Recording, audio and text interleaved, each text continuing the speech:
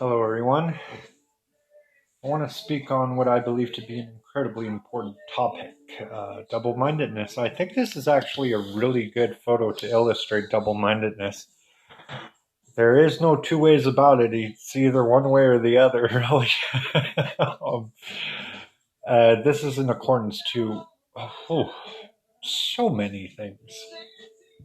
You can't follow Jesus 100% and be in the world at the same time. You're either set apart from the world and you're following Yeshua, or you're in the world. A lot of people, the next audio I'm going to teach here is going to be lukewarm Christianity, but having one foot in, one foot out, you're not going to get very far.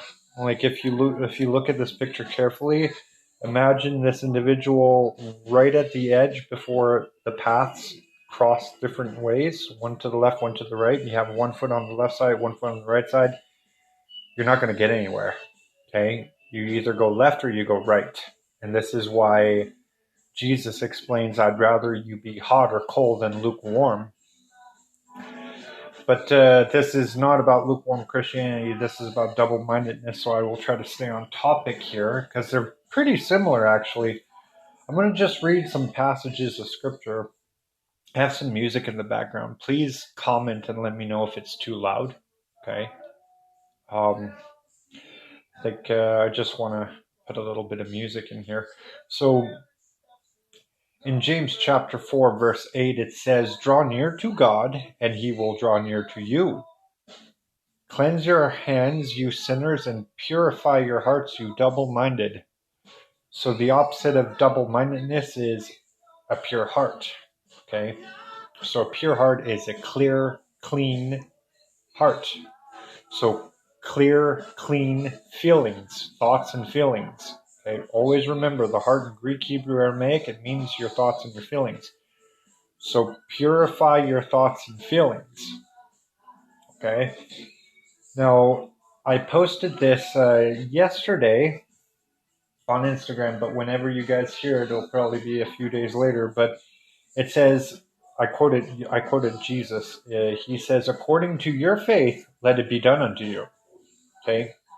Now, James 1:6 explains, "But let him who asks, ask in faith with no doubting, for he who doubts is like a wave of the sea, driven, tossed back and forth, to and fro in the wind. For let not that man suppose that he will receive anything from the Lord. He is a double-minded man, unstable in all his ways."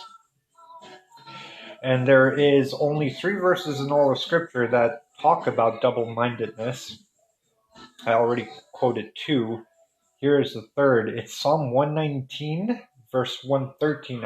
It says, "I hate," so love less. Hate in Greek and Hebrew, it means to love less. So I hate double-minded people, but I love your law. Okay? So something to keep in mind, you can't really pick both when it comes to something important. So you can't one day want to get married, the next day not want to get married. One day want to have a relationship, the next day not want to have a relationship. This is too inconsistent. And Jesus says, "Let your yes be yes, your no be no. Anything beyond this comes from the evil one." So God gives clarity where Satan causes confusion. So if there's confusion in something, it's a unhealed area of your heart. It's possibly caused by trauma. It's possibly caused by the past, rejection, all kinds of stuff like that.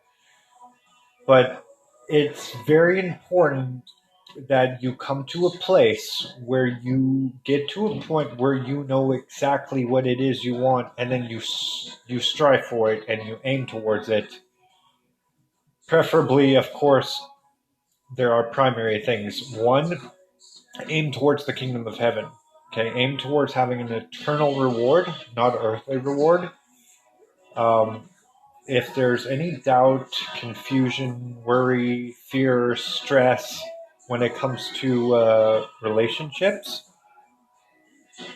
My best advice is pursue Yahweh in this. Go and talk to Abba Father. Ask Him to help you.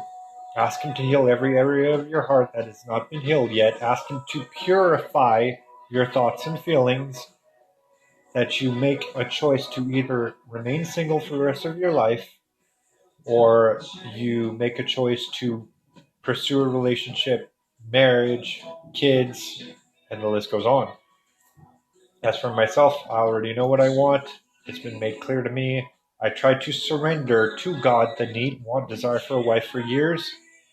Nothing happened. I came to the conclusion that He is the one who gave me the desires of my heart. So I've surrendered it to Him. I'm trusting Him. And I'm believing for one wife and 2 children. Okay? I do have someone in mind. I'm thinking about her.